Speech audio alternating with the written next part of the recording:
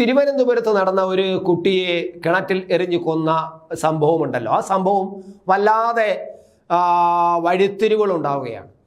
അതിനകത്ത് ദുരൂഹതകൾ കൂടിക്കൂടി വരികയാണ്.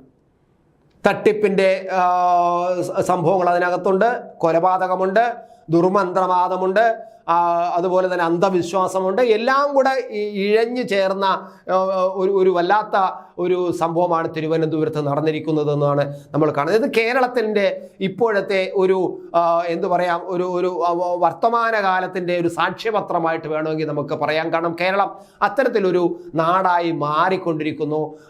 അന്ധവിശ്വാസങ്ങളും ദുർമന്ത്രവാദങ്ങളും തട്ടിപ്പും വെട്ടിപ്പും അതുപോലെ യാതൊരു ധാർമ്മികതയുമില്ലാത്ത ജീവിതവും ഒരു തത്വദീക്ഷയുമില്ലാത്ത ജീവിതവും പണത്തിനു വേണ്ടി മാത്രമുള്ള ഒരു ജീവിതമായിട്ട് കേരളം മാറിയിരിക്കുന്നു. ഭരണകൂടം ഏകദേശം ആ തരത്തിൽ എവിടെയും പണമുണ്ടാക്കാനുള്ള ഒരു സ്രോതസ് എവിടെയുണ്ട് എന്ന് നോക്കി നിൽക്കുമ്പോൾ കേരളവും അത് മാറുന്നു. ഇത് നമ്മൾ ഭരണകൂടത്തെ മാത്രം എപ്പോഴും കുറ്റം പറയുന്നതിന്, പക്ഷേ എവിടെ ഒരു ഭരണകൂടം ശിഥിലമാകുന്നുവോ ദുഷിക്കുന്നുവോ ആ സമൂഹം മൊത്തം ദുഷിക്കും എന്നത് വ്യക്തമാണ്. ഈ സമൂഹം ദുഷിച്ചിട്ടുണ്ടെങ്കിൽ അതിൻ്റെ ഉത്തരവാദിത്വം ഇപ്പോൾ ഭരണം നടത്തുന്നതിനും ഇതിനു മുമ്പ് ഭരണത്തിൻ്റെ ഉത്തരവാദിത്വം തന്നെയാണെന്ന് പറയാം. എന്തായാലും ഈ ഹരികുമാർ എന്ന് പറയുന്ന ഈ കുഞ്ഞിൻ്റെ അമ്മാവനാണ്, അതായത് മാതാവിൻ്റെ സഹോദരനാണ് ഇയാളെ കൊന്നത് എന്ന് പറയുന്നു. പക്ഷേ ഇപ്പോൾ അയാൾ അപ്പോഴെപ്പോഴും പറയും ഞാനല്ല കൊന്നത്, എനിക്കതിനെക്കുറിച്ചൊന്നും അറിയില്ല എന്ന് പറയുന്നു. അങ്ങനെ പോലീസിനെ വട്ടം കറക്കുന്ന തരത്തിലാണ് അദ്ദേഹത്തിൻ്റെ പെരുമാറ്റം. എന്തായാലും ഈ കുഞ്ഞിൻ്റെ അമ്മയെ മറ്റൊരു കേസിൽ അറസ്റ്റ് ചെയ്തിട്ടുണ്ട്. അങ്ങനെ അറസ്റ്റ് ചെയ്തത് പോലും ശരിയല്ല എന്ന വാദം ഇപ്പോൾ ഉയർന്നു വരുന്നുണ്ട്. കൊലപാതക കേസിൽ ചോദ്യം ചെയ്തതിന് ശേഷം മറ്റൊരു കേസിൽ അറസ്റ്റ് ചെയ്തത് നിയമവിരുദ്ധമാണെന്നാണ് ഇപ്പോൾ വാദം ഉയർന്നിരിക്കുന്നത്. അത്തരത്തിൽ കോടതിയിൽ ആ തരത്തിലുള്ള വാദങ്ങൾ ഉയർത്താൻ ഈ ശ്രീതു എന്ന് പറയുന്ന അമ്മയ്ക്ക് വേണ്ടിയിട്ടും ആൾക്കാർ രംഗത്ത് വന്നിട്ടുണ്ട്. വിശദമായ അന്വേഷണത്തിന് പോലീസ് കസ്റ്റഡിയിൽ വേണമെന്നും പ്രോസിക്യൂഷനും വാദിച്ചു. പക്ഷേ ഇതൊന്നും നടന്നിട്ടില്ല. ദേവേന്ദുവിനെ കിണറ്റിൽ എറിഞ്ഞ് കൊലപ്പെടുത്തിയ കേസിലെ പ്രതി ഹരികുമാറിന്റെ മാനസിക നില പരിശോധിക്കുന്നതിനായി ജുഡീഷ്യൽ കസ്റ്റഡിയിൽ വിട്ടുവെന്നാണ്. ഇപ്പോൾ അവസാനമായിട്ട് അദ്ദേഹത്തിന് 10 ദിവസം പോലീസ് കസ്റ്റഡിയിൽ കോടതി വിട്ടിട്ട് പിന്നീട് അത് മാറ്റിയിട്ട് ജുഡീഷ്യൽ കസ്റ്റഡിയിലേക്ക് വിട്ടു എന്നാണ് കേൾക്കുന്നത്. അതിനകത്തും കൃത്യമായ ഒരു അജണ്ട ഉണ്ട്.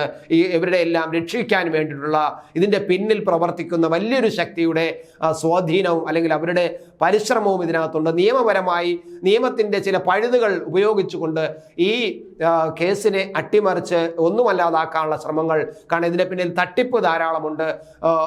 ഈ ദേവസ്വം ബോർഡ് നിയമനവുമായിട്ട് ബന്ധപ്പെട്ടും ദേവസ്വം ബോർഡിലെ പല ആൾക്കാരും കാശ് വാങ്ങിച്ചതുമായുള്ള ഒരുപാട് വിഷയങ്ങളുണ്ട്. അപ്പോൾ അതുമായി ബന്ധപ്പെട്ട് പലർക്കും ഇതിനകത്ത് കണ്ണികളായിട്ടുണ്ട് ഈ തട്ടിപ്പിൽ.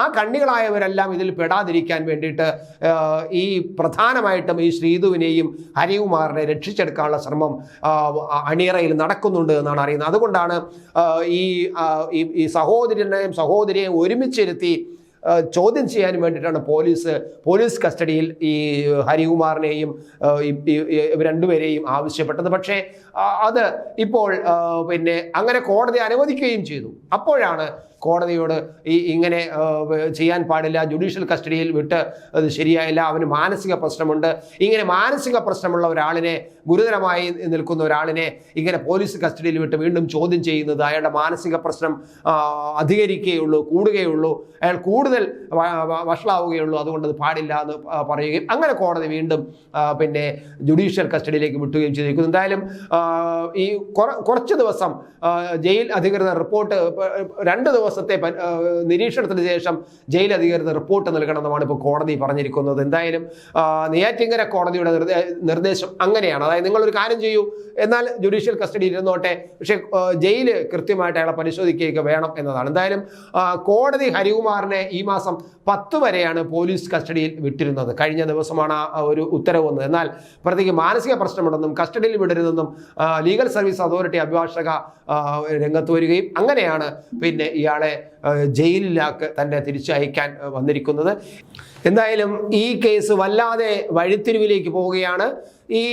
ഇന്നലെ വരെ താനാണ് കിണറ്റിലെറിഞ്ഞ് കൊന്നതെന്ന് പറഞ്ഞ ഹരികുമാർ താനല്ല എന്നും തനിക്കിതിനകത്തൊരു യാതൊരു പങ്കുമില്ല എന്ന് പറയുന്നത് മറ്റു ചില ബാഹ്യ ഇടപെടലിൻ്റെ ഭാഗമാണ് എന്ന് തന്നെയാണ് പോലീസ് വിശ്വസിക്കുന്നത്.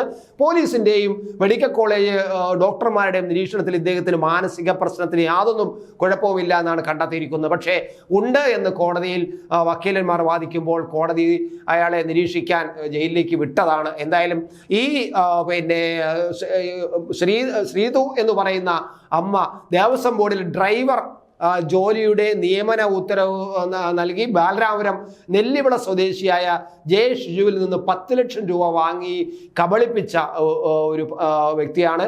അവരുടെ മേലുള്ള പരാതി കൃത്യമായിട്ടും പോലീസ് അന്വേഷിക്കുന്നുണ്ട്. അതോടൊപ്പം തന്നെ കൊലപാതകത്തിൽ ഇവർക്ക് എന്താണ് ബന്ധമെന്നതും പോലീസ് താമസിയാതെ ചുരുളഴിക്കുമെന്ന് തന്നെയാണ് നമ്മുടെ പ്രതീക്ഷ. ഓരോ ജീവിതവും ഓരോ കഥകളാണ്, വേറിട്ട കഥകളുടെ ഒരു കൂട്ടായ്മ. വേണമെങ്കിൽ നമുക്കതിനെ ഒരു നോവലെന്ന് പേരിടാം. അതുപോലൊരു നോവലല്ലേ നിങ്ങളുടെ ജീവിതവും? എന്താ, ശരിയല്ലേ? നിങ്ങളുടെ അനുഭവങ്ങൾ, കഥകൾ എന്തുമായിക്കൊള്ളട്ടെ, അത് കേൾക്കാൻ DNA ന്യൂസിലൂടെ ഞാൻ എത്തുന്നു. കഥ പോലൊരു ജീവിതം, അതിനായി ഞാൻ നിങ്ങൾക്ക് വേണ്ടി കാത്തിരിക്കുന്നു.